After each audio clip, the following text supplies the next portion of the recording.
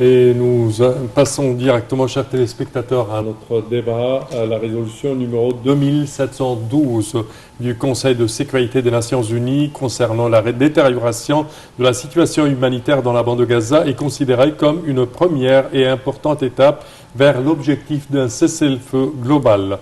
Pour aborder ce sujet, mesdames et messieurs, nous avons le plaisir d'accueillir au bout du fil son Excellence ambassadeur Medhat El-Miligi, ancien ministre adjoint aux Affaires étrangères. Bonjour, Votre Excellence. Bonjour. Alors, premièrement, comment voyez-vous cette résolution du Conseil de sécurité pour numéro 2712 prononcée hier et quel est son effet sur le terrain? Donc, premièrement, je trouve que c'est une très bonne étape que la communauté internationale finalement réagit aux atrocités commises par le gouvernement israélien et par l'armée israélienne envers notamment les enfants palestiniens et les plus vulnérables, en rappelant la nécessité d'appliquer le droit international pour la protection des vulnérables durant les conflits armés. On ne doit pas oublier aussi que malgré l'importance de cette résolution, mais toujours il y a quelque chose pour pouvoir pour pouvoir culpabiliser un peu les Palestiniens, pour que ça puisse passer sans un veto des puissances suprêmes du Conseil de la sécurité, tels que les États-Unis, la France et l'Angleterre. Alors je parle ici notamment du rappel qui a été exprimé dans la résolution que la prise d'otages est interdite par le droit international. Et cela, certainement, est adressé à Hamas et aux militants de Hamas et le groupe de résistance palestinien. Mais cela a été une force majeure pour que cette résolution puisse voir le jour. Comment peut-on, en tant que communauté internationale, mettre en œuvre cette résolution? Comment forcer Israël à respecter cette résolution? Bon, premièrement, je pense que les pays qui ont issu cette résolution, notamment les États-Unis, doivent insister sur Israël de respecter cette résolution, étant donné qu'elle a reçu le soutien de ces puissances. Parce que sans une vraie application et une vraie pression de ces suprêmes forces telles que les États-Unis, la France, l'Angleterre et même la Russie et la Chine, cette résolution ne sera qu'une notion écrite et non respectée. Alors la pression ici doit être exercée par les États-Unis pour qu'on puisse convaincre Israël à la respecter. Oui.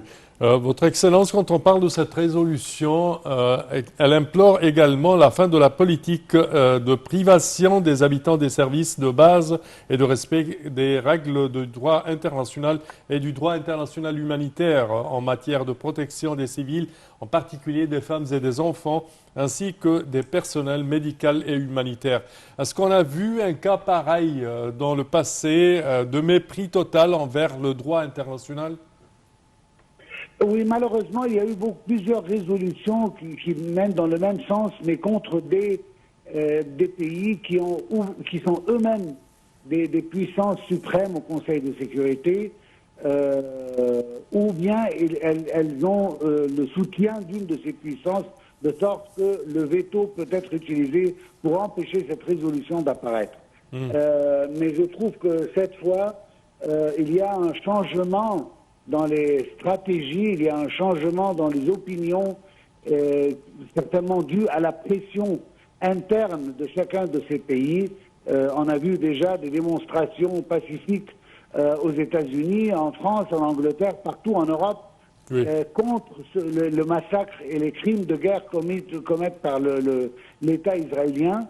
Et cela a sûrement influencé les preneurs de décision à New York de mettre fin à ces viols pratiqués par le gouvernement israélien et l'armée israélienne envers les plus vulnérables. Je parle ici des enfants et des femmes. Oui. Et certainement une violation directe aux conventions de Genève de 1949 en ce qui concerne les pays colonialistes.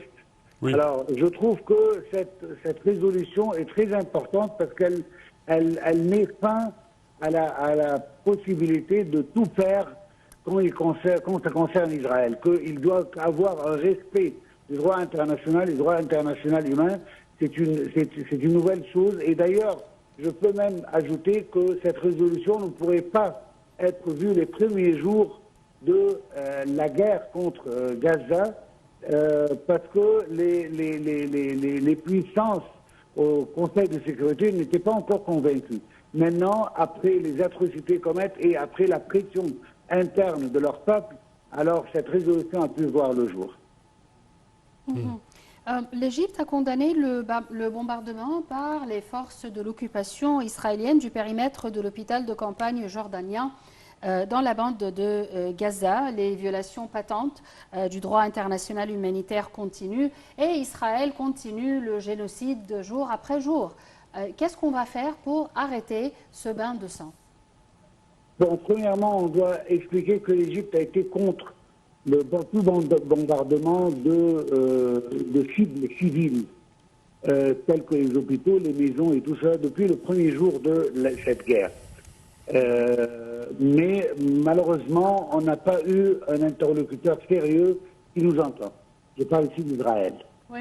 Israël n'a jamais voulu respecter. Elle a cette vengeance qu'elle veut prendre après les attaques du 7 octobre 2023 et qu'elle pense qu'elle a le droit de tout faire pour se défendre, comme l'a déjà précisé plusieurs chefs de gouvernement et présidents occidentaux. Oui. Oui, mais cela dit que maintenant il y a une pression qui monte après presque 15 000 de martyrs, notamment des enfants et des femmes et les plus vulnérables, les plus vieux et ainsi de suite. Alors maintenant, Israël doit respecter cela. L'Égypte, cette déclaration n'est pas nouvelle pour nous. Elle l'a fait depuis le début.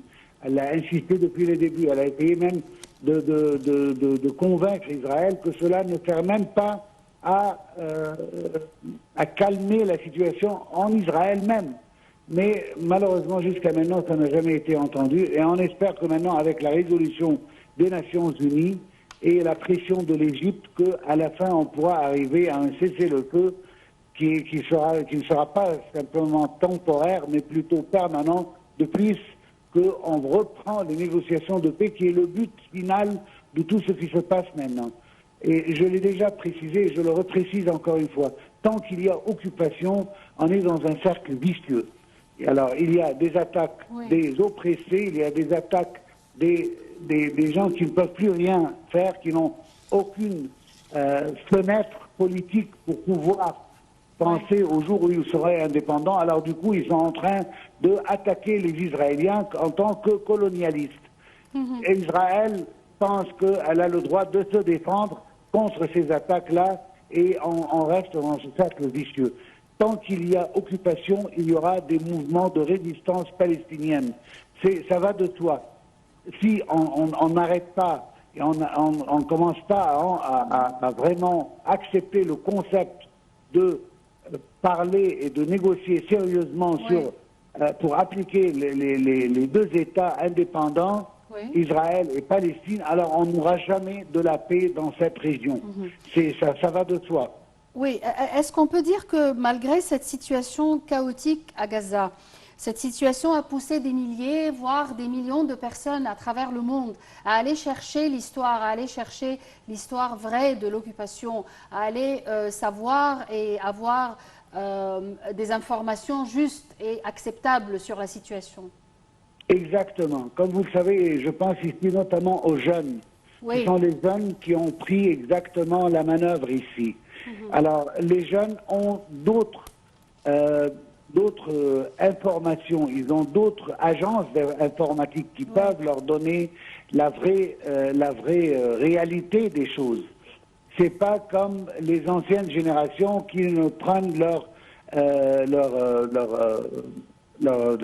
les nouvelles et tout cela à partir de la télévision et de la radio. Non, les jeunes sont différents, ils ont d'autres manières et d'autres méthodes pour pouvoir s'informer, et du coup ils ont réalisé que tout ce qu'on entendait n'était pas exactement la vérité, et qu'on doit chercher d'autres sources d'informations pour qu'on puisse bien comprendre l'histoire.